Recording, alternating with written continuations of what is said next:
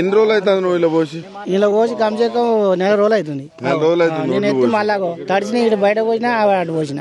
ఏంది ఇట్లా చూడు ఈ రైతుల పరిస్థితి ఎట్లా ఉంది? కాంగ్రెస్ చాలా ఘోరంగా ఉన్నది, చాలా ఘోరం ఉన్నది. ఏదైనా ఏ పార్టీ అయినా గానీ మా రైతులను చూసుకుంటాడు కావాలి. రైతులను చూసుకోకపోతే అంతా ఆగమే పరిస్థితి. ఇబ్బంది చాలా ఇబ్బంది. మేము చేయకపోతే రైతు రాదంటాడు. వాడు ఏమున్నది, ఏమి ఇస్తుండు? మేము చేస్తేనే వాడు పొట్ట కడుతుంది. మేము బండ పెడితే వాడు ఆయన ఇప్పుడు దుక్కులు వచ్చే టైం అయింది. ఇప్పుడు దుక్కి కూడా 2000 పెంచిండట. రేటు కూడా 2000 దుక్కి పెంచాడట. ఊరే కూడా పెడతలేదు. పెట్రోల్ కూడా పెంచిండు.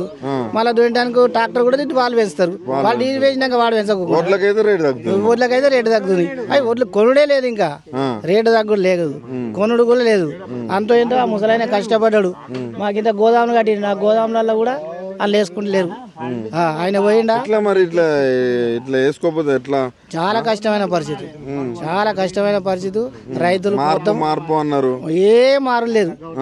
మామిడి చెట్టు అన్న మారుతుంది కానీ ఎగురత్తున ఈ కాంగ్రెస్ ప్రభుత్వం మారతలేదు. ఎట్లా రైతు భరోసా వస్తుందా? ఏం రైతు భరోసా ఏది వస్తలేదు. కౌలు రైతుకు కౌలు ఇస్తా అన్నాడు. కౌలు లేదు, భూములు లేదు.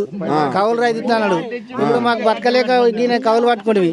ఆ కౌలు పాస్బుక్ తీసుకురావాలి, డమ్ము పెట్టాలంటే ఆ డమ్ము పెట్టడానికి కూడా వాళ్ళు వచ్చలేరు. మళ్ళీ పెద్ద కష్టం అవుతుంది డమ్ము పెట్టడానికి. అవి హైదరాబాద్ ఉండి వాళ్ళు అమెరికాలో ఉండి వాళ్ళు వస్తారు ఆ డమ్ము పెట్టడానికి.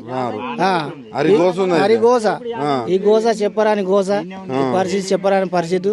వ్యవసాయాలు బంద్ చేసి అన్న బిచ్చ పెట్టుకున్నా ఏమున్నది? బిచ్చమెత్తుకున్న పరిస్థితి వచ్చింది. ఖచ్చితంగా ఇంకా మళ్ళా సంవత్సరం వరకు బిచ్చం ఎత్తుకున్న రైతు మరి ఇంకా 5 ఏళ్ళు ఉంటా అంటున్నాడు. అప్పటి వరకు ఉంటే పరిస్థితి ఏంది రైతు? ఇంకా ఆగం పరిస్థితి, ఇంకా ఆగం పరిస్థితి. ఇంతకుముందు గవర్నమెంట్ ఉన్నప్పుడు ఎట్లున్నా? ఇంతకుముందు గవర్నమెంట్ తట్టుకుంటాను కొంత నడిచింది. మసాలా స్టాక్ పెట్టిండు, ఈ గోదాములన్నీ స్టాక్ పెట్టిండు. ఇప్పుడు గోదాములు కాదు, ఇడికెళ్ళి మళ్ళా సార్ అంత కట్టకు లైన్ పెట్టవలసి వస్తుంది.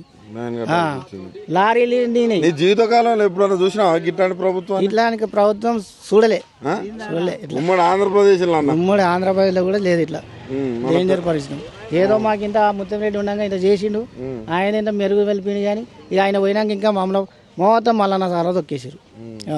ఇంత ఇబ్బంది పెడితే ఏమొస్తుంది? మరి రేవంత్ రెడ్డి నేను రైతు బిడ్డ అని అంటాడు. రైతు బిడ్డ ఆ కొడుకల్లకు ఆయన ఏర్పడలేదు. రైతు బిడ్డనే ఆయన పక్క పనే అది చేస్తారు కదా, ఆయనకే అది చేస్తారు కదా. వాళ్ళకి కొడగల్ల వాళ్ళు రైతు బిడ్డనే అక్కడనే రాజు చేస్తా తలకాయ చేస్తాడు రైతుని రాజును. మళ్ళీ ఓటేస్తావా? ఓటు ఎక్కడిది? ఇంకా ఆ మూలరే వారదింగుతా పెద్ద మూలరే. ₹1,00,000 ఇచ్చి ఓటే? నాకు 1,00,000 కాదు, 50 లక్షలు మనకు అవసరమే లేదు. లేకపోతే నెక్స్ట్ సారి తులం కాదు 3 తులాలు 4 తులాలు పెట్టినా మనకు అవసరమే లేదు. నమ్మరు ద్రోహ కూడా అయిపోయాడు. అంతేనా? అంత కోపం వచ్చింది? అంత కోపం అంటే కోపమే. ఒక ముత్తాని వడ్లకు 3 నెల రోజులు అయితే దళ్ళ బట్టి ఎత్తి మళ్ళీ అక్కడ పోసుకున్నా. వానలు కొట్టినా కినికి నీళ్ళు పోయినాయి. చాలా ఇబ్బంది, ఏది లేదు. ఆడు రైతును రాజు చేస్తాడు, కౌలు ఇస్తాడు, పెద్ద పెద్ద మాట్లాడతాడు. ఆయన సీట్ మీద ఉన్నాడు కదా, ఆయనకి ఇప్పుడు ఎదురు ఇవ్వలేడు కదా. ఇప్పుడు సీట్ మీద ఉన్నాడు కదా, మాట్లాడతాడు. అప్పుడు కేసీఆర్ గారు మాట్లాడలేదా? సీట్ మీద